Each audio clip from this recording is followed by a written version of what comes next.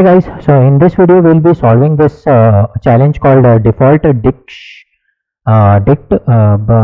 It means a dictionary. Okay, default dictionary tutorial. So we're gonna learn about default dictionary. There is a normal dictionary as well, but what is the difference between normal dictionary and default dictionary? That's what we will learn here. So this is a small example given about default dictionary. So it's a container in the collections class of Python. So collections class, it's a container similar to usual dictionary, which is also called as dict container, but the only difference is that default dictionary will have default value if the key has not been set yet. Okay, this is the most important point. So default dictionary will have a default value if that key has not been set yet.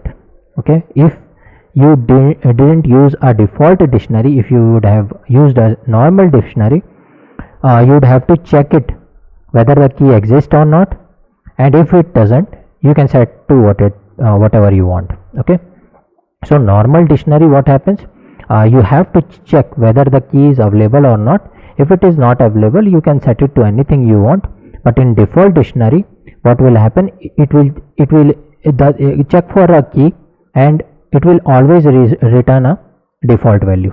Okay, it doesn't mean that you have to set anything for that key. So if that key is not available in this default dictionary, it will pass a default value. Okay, so we will see how. So this is just an example to show you how to use default dictionary. So you have to import this class from collections, and then you have to define in list, and you can make keys here, and you can append values of the key like this, appending awesome to Python. You can see here, this is your key value, and these are the values attached to Python. Similarly here also you can see, so both of them are together written here, awesome and language with Python, and something else is written with not relevant. Okay, so that's how this printing is doing. All the items it is seeing, items means this whole thing, this is one item, this is one item. Okay, in D it is looking for, D is our default dictionary, and it is printing each item. Okay, that's what it is doing. So what is the challenge? So the challenge in this question is, we will be given two integers n and m, and there are n words which might repeat in word group A. So there is a group A in which there will be n words. Okay, this n, and there will be m words belonging to group B, this m. For each m words, we have to check whether the word has appeared in group A or not. Print the indices of each occurrence of m in the group A. So if the word exists, whatever the word is there in group B, we have to check whether it is available in group A as well or not. If it is available, we have to print the indices of each occurrence, because it is in repeat. Okay, the words can be repeating in group A. So each occurrence for each occurrence we have to print the indices, and m for occurrence of m in group A. Okay, m is in group B. Then if it does not appear, we have to print -1. If it appears, we have to print the indices, the location of the word, or else you have to print the -1. That's the challenge. So for example, here you can see, if group A contains A, B and A, you can see A is repeating 2 times, and group B contains A and C. So for the first word in group B, that is A, it appears in position 1 and 3 in group B, and if you will check for second word that is in group B, that is C, it does not appear in group A, so you have to print -1. Okay, so that's how the output will look. So for first, that is for A, you have to check for each word which is in group B whether it is available in group A or not. So A is available in group A, At what locations? First and third, that is the indices, first and third. So it is written 1 and 3, and in the next line it is checking for C, and it is not available in group A, that's why it is printing -1. Okay, so here the first line, how the input will be given to us, we will be given n and m value separated by space, so we can use split to get individual values of n and m, and then next line we will get n lines. For next n lines we will get the words which belong to group A, and for after that, for next m lines we will get words belonging to group B. There are some constraint you have to follow. N has to be between 1 and 10,000, m has to be between 1 and 100, and the length of each word in the input, length of each word in the input means like each line should be having the word length of between 1 and 100. Okay, each line.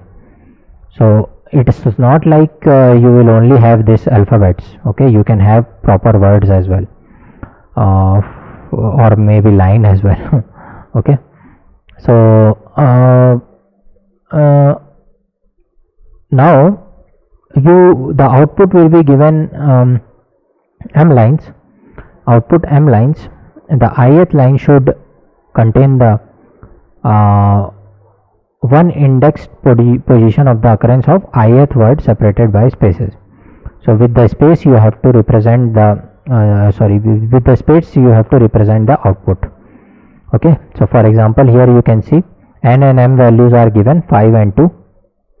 For next 5 values, 1 2 3 4 5, you will be provided group A content, and next 2 values you are provided with group B content, and the answer is given in this space form. You can see that here also it is given in space form, 1 and 3.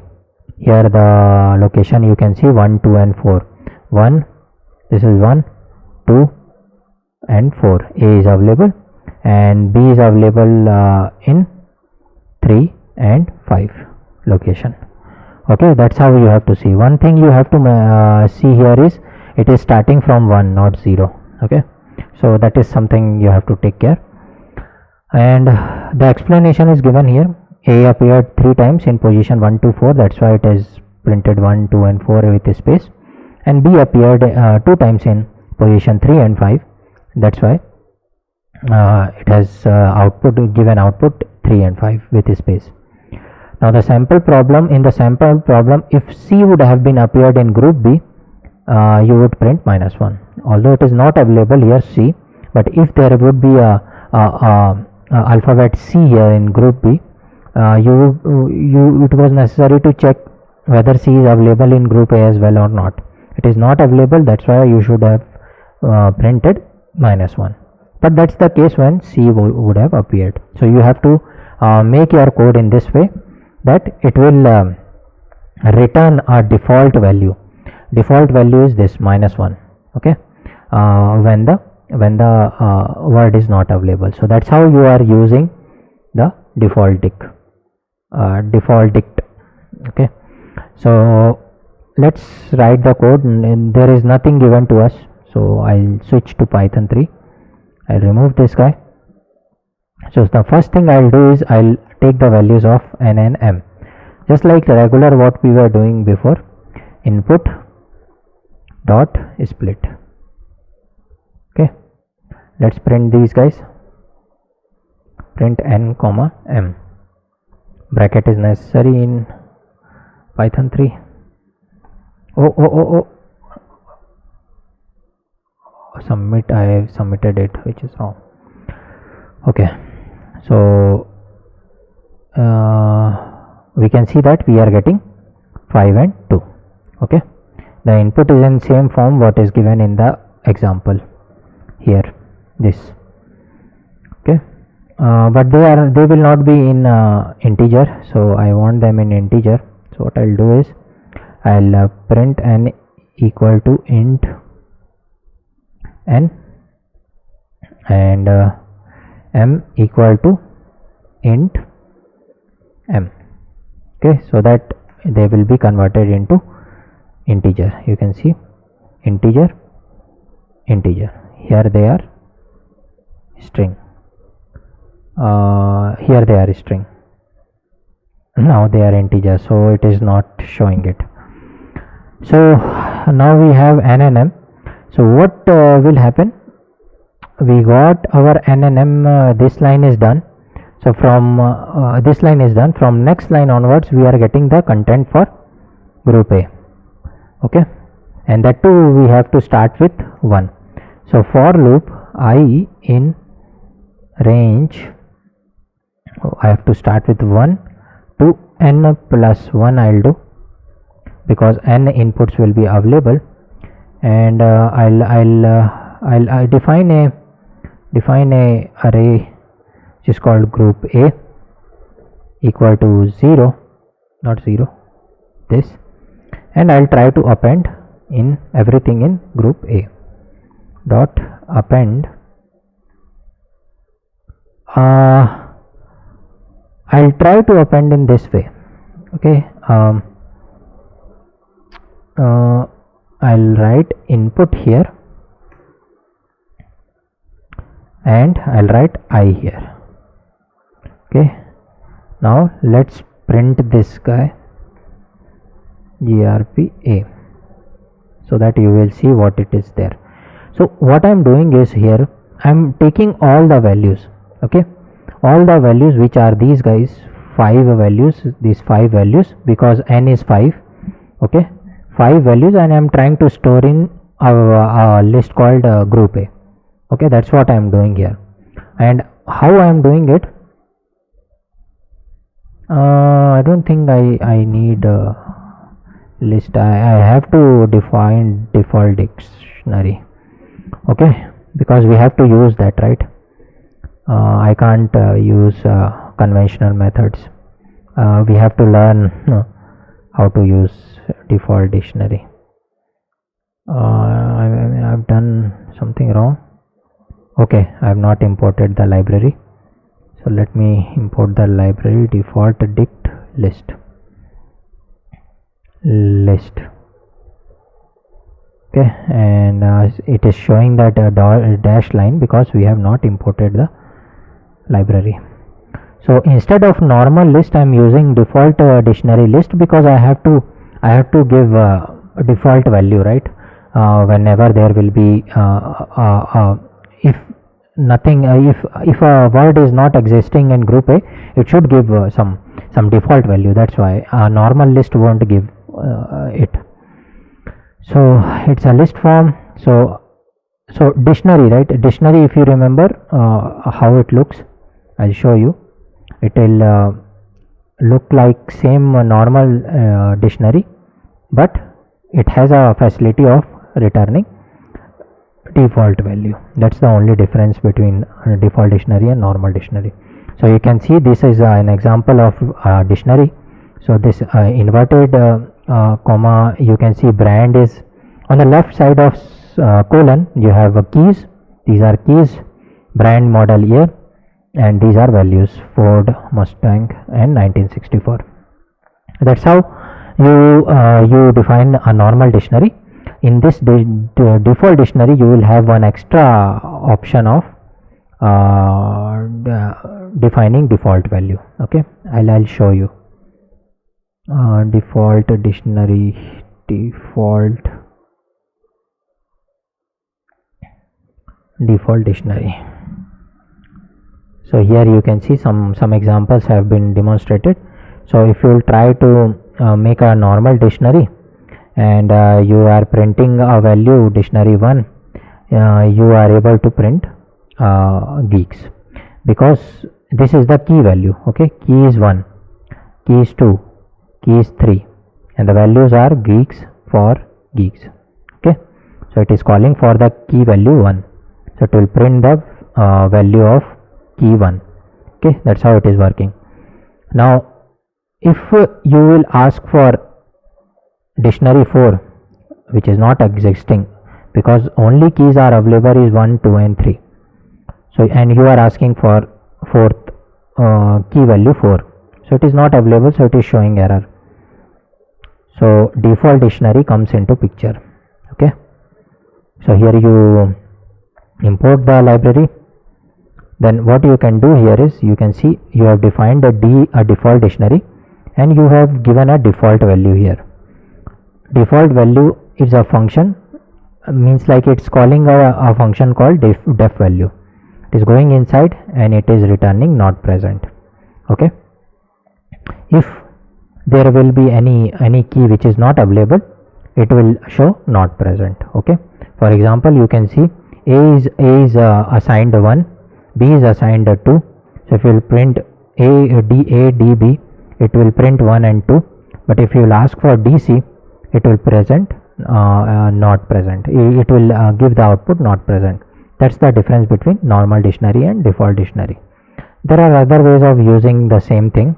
So you can use in this fashion. Directly you can write some default factory argument which is called a lambda, and you can represent whatever you want to return.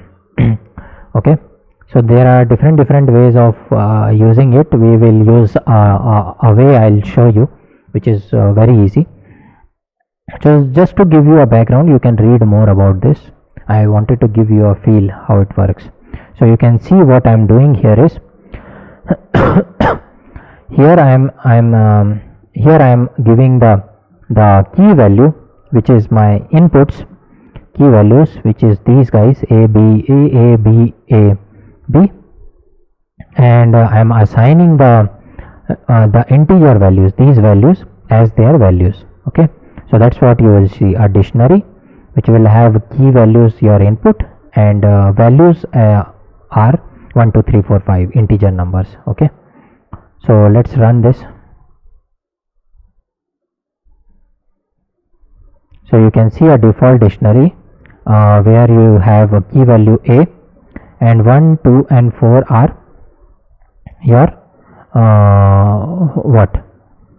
your index values, 1 3 and 4. You can see sorry about that.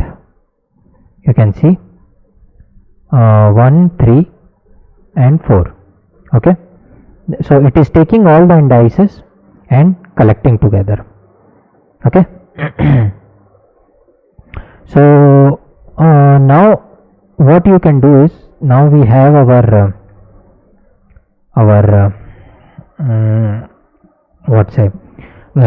default dictionary. Now we have to make a group B and access those values. So now we have our default dictionary, and you will see that you don't have to check each and every values. I mean, you can just print something called group A dot get, and it will get the indices. I'll show you how.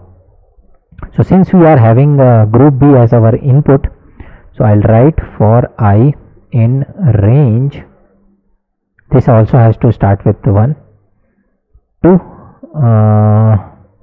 1 to m plus 1 this time, right? M plus 1. And what I'm writing is, I'm taking an input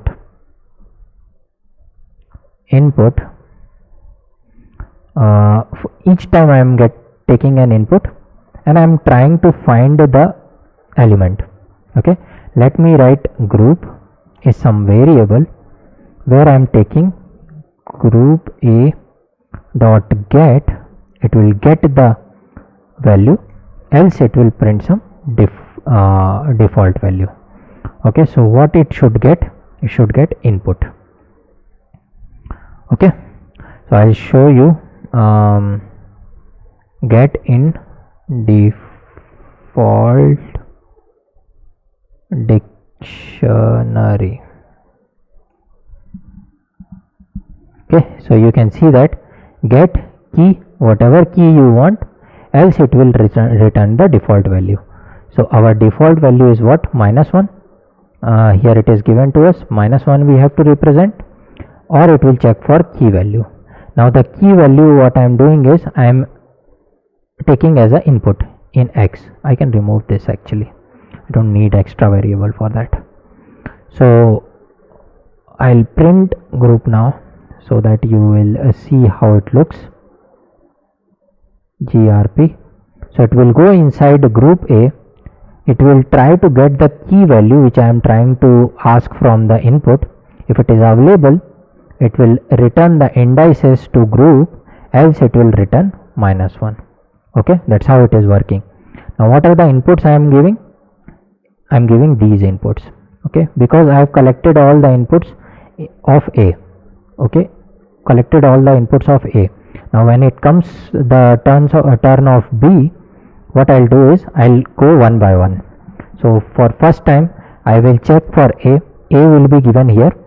A will be given here as an input, and it will check for the key value of input A in group A.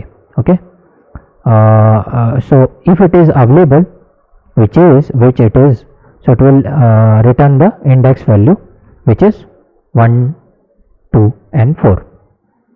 If it would have not been appeared there, it would have returned -1. So in case if you will put input value C, your group value will be -1. Okay, because it is not available in group A. That's how it is working. Then it will print group, then the I value will change. Okay, I value will go to second, which is this guy. Okay, this guy. B input will be B here. It will check for B in group A, key value B.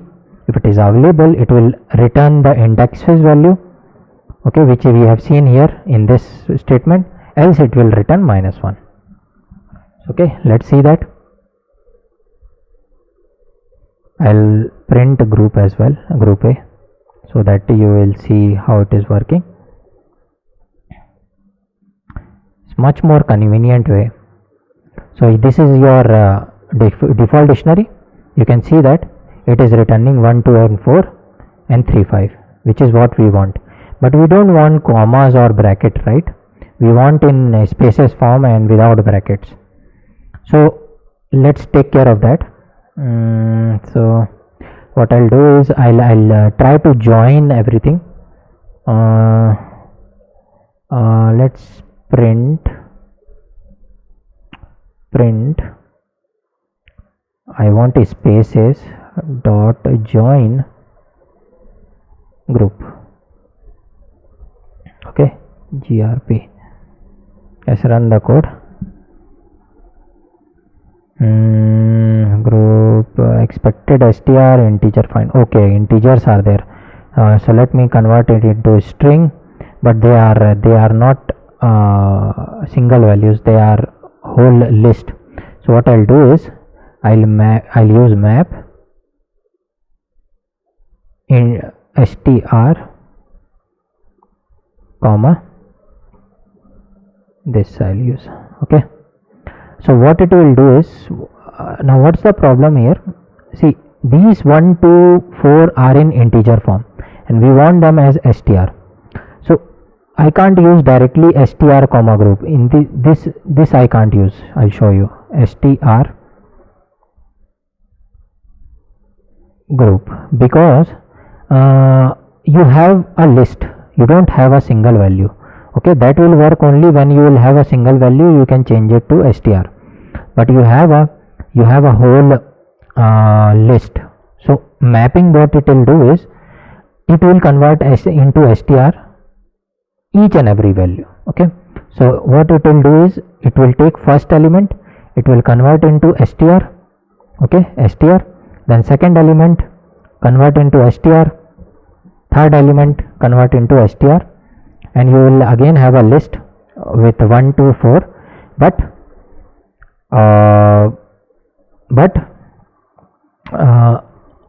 they will not be joined. Okay, and this joining will this statement will join it. So let me do it separately so that you will see the difference. X equals let me do it let me remove this statement.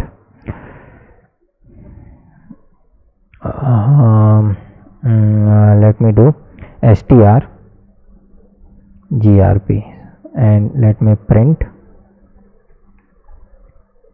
x, so that you will see the difference. So you can see here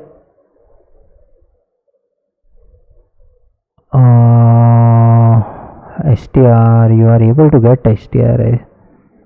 Okay, so you are able to get xtr mapping is, I think it will work for this as well. Let me do join. Let me do x equal to bracket spaces dot join.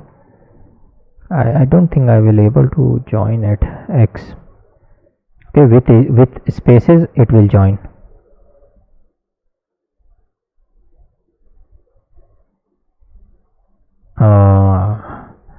So that you can see the very problem.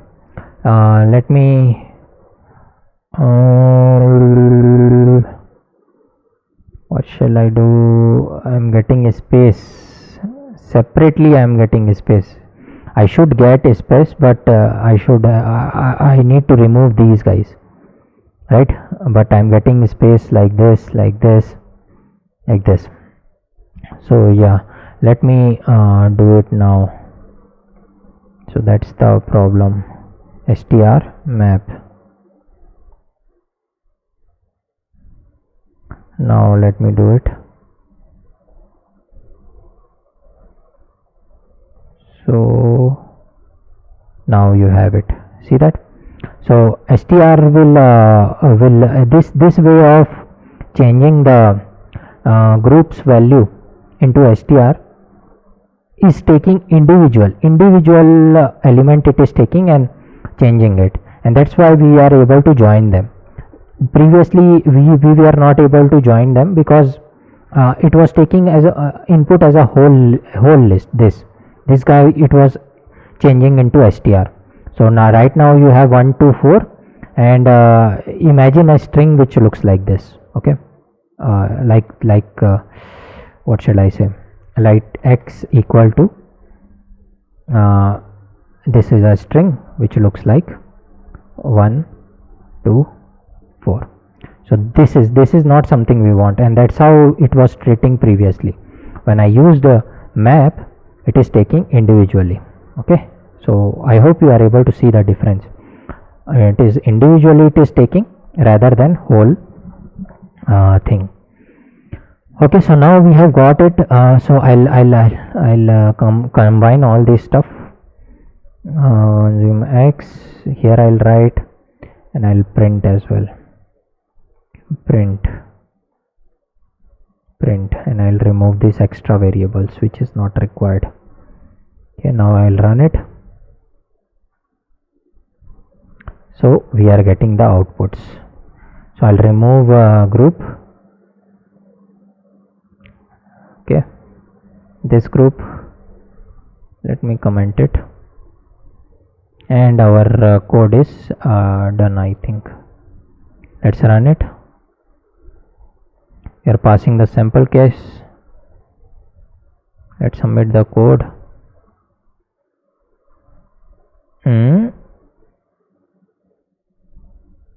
We are not able to pass some test cases. Okay,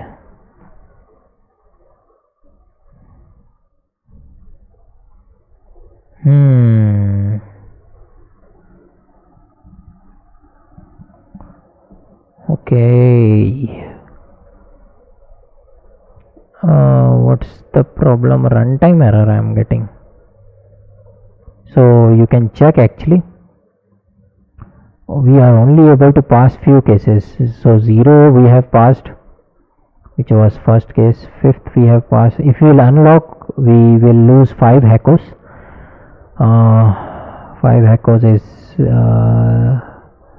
what is 5 hackos? This hackos 319 I have, so I can lose 5 hackos if I want.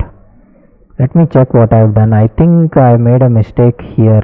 I am not able to see whether it is correct or not. Let me do it in this way. Let me do it separately.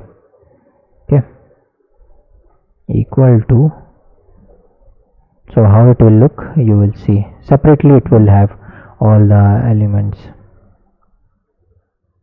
So int object is not iterable, so a is 4, b is 5. No, which is wrong.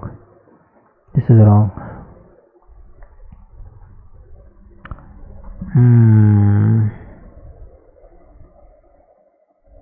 -1 group A get B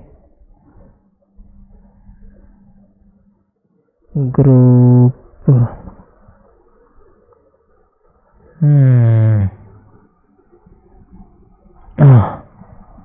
not able to see. Now let's run this.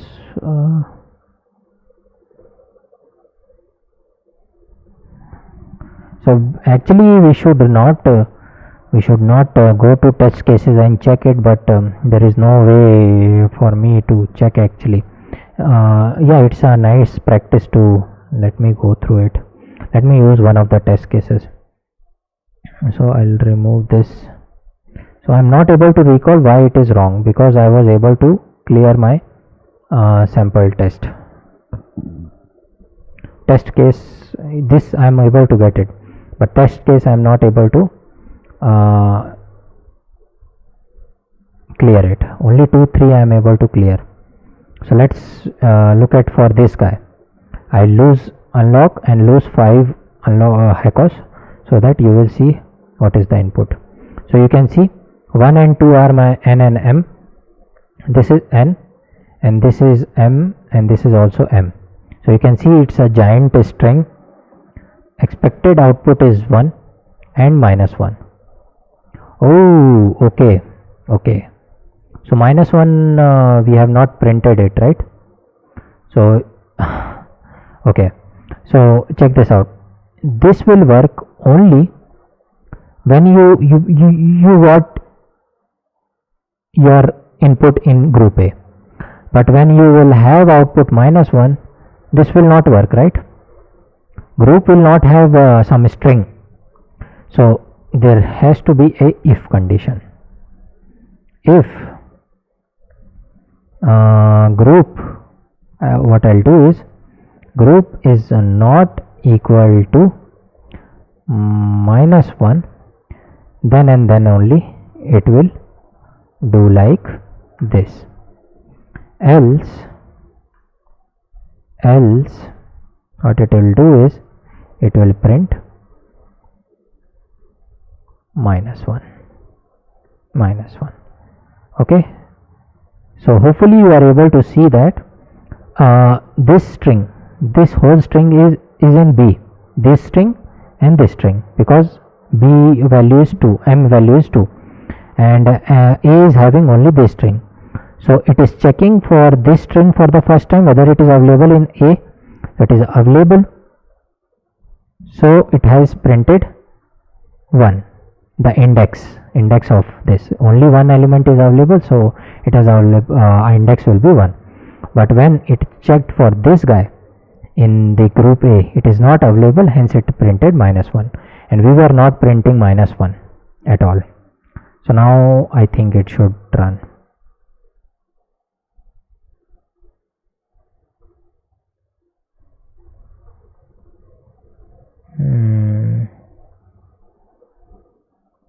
Sample test cases pass. Let's submit the code. Okay, all the test cases are passed. So this is one good thing I thought, because it's not suggestible to submit the code and check through your test cases. Okay, but I was not able to figure out my mistake, and I went into one of the test cases, unlocked it, saw the mistake and changed the code. That is also how you can learn it, but this is not suggestible for some exam. Okay, if you are appearing for some online exam and you are writing a code beforehand, you should be able to come up with this. Okay, so what it is doing is it is checking for A, it is available, so it is fine, it will print this guy. If it is not available, your group will have value -1 and it will print -1. It will go to next value of I, means next character or word of group V. It will do the same process. That's how it will work, one by one. So there is one more thing I want to mention here. I took all the values of group A with using for loop. I could have done the same by using for loop for group B as well, but group B I did it one by one. So this is much more memory efficient than taking all the values of group B, storing it in one let's say list, and comparing one by one. Here what I am doing is one by one I am taking all the values and I am comparing and printing it. So it's like using it the memory efficiently. Sometimes the time you consume while compilation may also fetch you negative marks. Okay, so your code should be in this way that it should use less memory as possible, as well as it should take less time as less possible. Okay, so efficiently it should consume less memory and it should take less time to compute it. So these two things are very important in any program. So whenever you are writing the code, write in this fashion so that you will not consume lot of memory or time. Okay, sometimes you write 3 or 4 for loops together and it will consume a lot of memory, believe me, memory and time. So that is not suggestible, although it will work, but it is not efficient. Okay, so it's not like you will get the right answer means it's correct. You have to be efficient as well. So here you can see that here for group B I am doing it one by one, but for group A I took a for loop and took everything one by one, like all these guys. I could have ran a for loop where I would have taken all the characters of group B and and then after that I would have checked for each of them whether they are existing in group A or not. Let me show you some test cases so that you will get a better feel what am I talking. So 9th we have seen. Let me check 7th, unlock it. So that is also easy. Let me check 4th. So you can see here there are so many string. N value is 9, N value is 10,000, M value is 100. Imagine for 10,000 you are using a loop, for loop, and you are storing all the strings or words, appending it one by one, and so you are consuming a lot of memory here. If I could have done it same for the B as well, it will take a lot of memory and time. Okay, you can see that it's truncated. Let me click download so that you can see the test cases. See, so long, such a long string we have. Storing this in group A would take lot of memory and time, which I am doing. But if I store B, this 100 string, last 100 string, that will also consume a lot of time, right? So that I am avoiding it by doing one by one. So you can see the test cases. Let me do some more so that see the test cases. So that's how you have to adapt the code in this way. Beforehand only you should be come up with these algorithms so that you will know that what are the possibilities in test cases. Beforehand you have to clear. You won't get a time to check. Specifically you will go and check the test cases and then modify the code. You have to beforehand do the dirty work. Okay, hopefully you are getting the feel. See the outputs, it is -1, and this is the index value of sixth guy. So sixth one is this guy. So where it is available at which indices? It is 9977 indices. So you can see that you are not using any for loop, okay, to check where it is available. This thing is just providing you directly, just writing group A dot get the input. It is not going to 9967 position like for loop does.